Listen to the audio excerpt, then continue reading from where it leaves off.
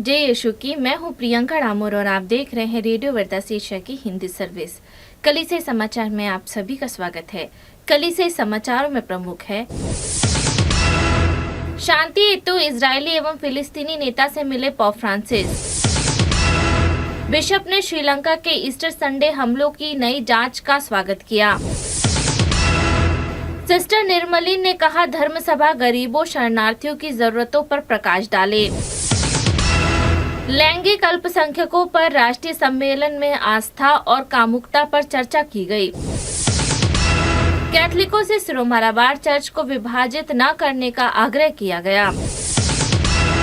पूर्वी रीति के बिशप ने धर्मविधि संकट से खुद को अलग कर लिया। केरल राज्य की शीर्ष अदालत ने अधिकारियों को विवादित चर्च पर कब्जा करने का आदेश दिया। मुसुनुरु में गरीबी उन्मूलन। भारतीय सलेशन छात्र ने वैश्विक फिल्म महोत्सव में तीसरा पुरस्कार जीता। अब जानते समाचार विस्तार से। शांति हेतु इजरायली एवं फिलिस्तीनी नेता से मिले पोप फ्रांसिस। वाटिकन में गुरुवार को इजरायली एवं फिलिस्तीनी नेताओं ने पोप फ्रांसिस के समक्ष शांति स्थापना हेतु एक दृष्टिकोण प्रस्तुत किया। पूर्व इजरायली प्रधानमंत्री एहूद अलमाटे तथा पूर्वी फिलिस्तीनी विदेश मंत्री नासिर अल किदवा ने अपने देशों में जारी युद्ध की समाप्ति हेतु शांति प्रस्ताव प्रस्तुत किया। गुरुवार को वाटिकन में एहूद अलमाटे ने नासिर अल किदवा और शांति कार्यकर्ता के एक प्रतिनिधिमंडल के साथ पोप फ्रांसिस द्वारा स्वागत किए जाने के बाद कहा, यह एक महत्वपूर्ण और भावनात्मक बैठक थी। पोप फ्रांसिस ने मध्य पूर्व हेतु शांति प्रयासों में असाधारण रुचि दिखाई। बिशप ने श्रीलंका के ईस्टर संडे हमलों की नई जांच का स्वागत किया। श्रीलंका के एक बिशप ने न्याय की अपनी अधिकांक्षा व्यक्त की, क्योंकि कोलंबो में नई सरकार ने 2019 के ईस्टर संडे पर दक्षिण पूर्व एशियाई राष्ट्र में आत्मघाती बम विस्फोट की नई जांच शुरू करने की पुष्टि की है। रत्नापुरा के बिशप पीटर एंटनी वायम क्रूज ने कहा, यह तथ्य है कि नवनिर्वाचित राष्ट्रपति अनुराग कुमार दिसानायक के नेतृत्व वाले सरकार ने ईस्टर 2019 हमलों की गहन जांच करने की अपनी इच्छा की पुष्टि की है। निश्चित रूप से एक अच्छा संकेत है। हम कह सकते हैं कि हमें विश्वास है। 21 अप्रैल 2019 को हुए इन हमलों में 3 होटल तबाह हो गए, जिसमें 2069 लोग मारे गए और सैकड़ों लोग घायल हो गए। नई जांच तब शुरू की गई जब श्रीलंकाई सरकार ने निष्कर्ष निकाला कि पिछली जांच इस हमले के लिए जिम्मेदार अन्य दोषियों की पहचान करने में विफल रही थी। सिस्टर निर्मलीन ने कहा, धर्म सभा गरीबों शरणार्थियों की जरूरतों पर प्रकाश डाले। भारत में कैथलिक महिला धार्मिकों की प्रमुख अपोस्टोलिक कार्मल सिस्टर एम निर्मलीन ने धर्मसभा पर धर्मसभा से आग्रह किया कि वे याद रखें कि गरीबों, प्रवासियों और शरणार्थियों को हमेशा चर्च के बहुत करीब रहना चाहिए। सिस्टर निर्मलीन, जो अपोस्टोलिक कार्मल मंडली की सुपीरियर जनरल भी है, ने कहा कि धर्मसभा पर धर्मसभा का पहला सत्र एक आध्यात्मिक अनुभव और एक सामुदायिक अनुभव दोनों था। उन्होंने क्रूज को बताया कि आत्मा में वार्तालाप नामक सत्र धर्मसभा के दौरान एक तरह का संवाद था, जिसने प्रतिभागियों ने सम्मान पूर्वक सुना, संवाद किया और विवेक किया। लैंगिक अल्पसंख्यकों पर राष्ट्रीय सम्मेलन में आस्था और कामुकता पर चर्चा की गई।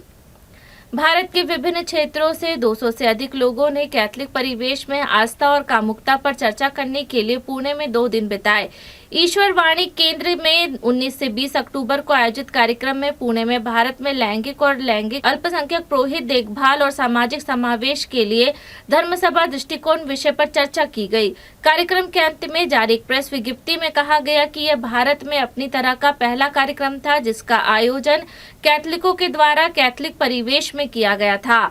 इसमें धर्मनिरपेक्ष और धार्मिकता दोनों तरह के LGBT+ समुदाय के वक्ता शामिल थे। प्रेस विज्ञप्ति में दावा किया गया कि इसमें प्रमुख हस्तियां शामिल थी। कैथलिकों से सिरोमालाबार चर्च को विभाजित न करने का आग्रह किया गया।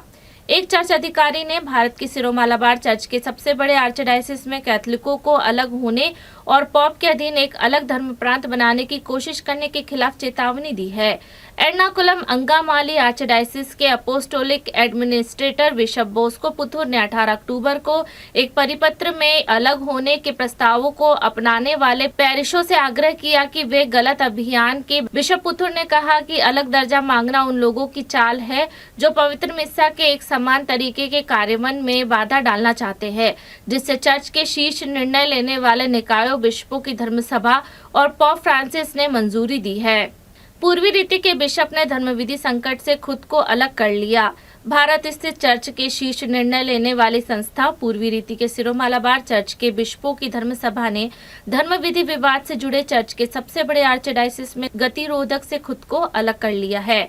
चर्च के प्रवक्ता फादर एंटनी ने कहा कि संकटग्रस्त एर्नाकुलम अंगामाली आर्चडायसिस वेटिकन और उसके प्रादेशिक प्रशासक के निर्णय में है और बिशपों की धर्म सभा इसके प्रशासनिक गतिरोध पर कोई निर्णय नहीं ले सकती। हालांकि चर्च बिशपों की धर्म सभा के तहत स्वशासित है। बिशपों के पास आर्चडायसिस पर निर्णय लेने का कोई अधिकार नहीं है।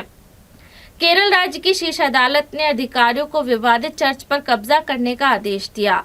केरल राज्य की शीर्ष अदालत ने एंटीओक के ओरिएंटल सीरियन ऑर्थोडॉक्स चर्च के दो गुटों के बीच विवाद में सरकारी अधिकारियों को 6 चर्चों पर कब्जा करने का निर्देश देने वाले अपने पहले आदेश को रद्द करने से इनकार कर दिया है।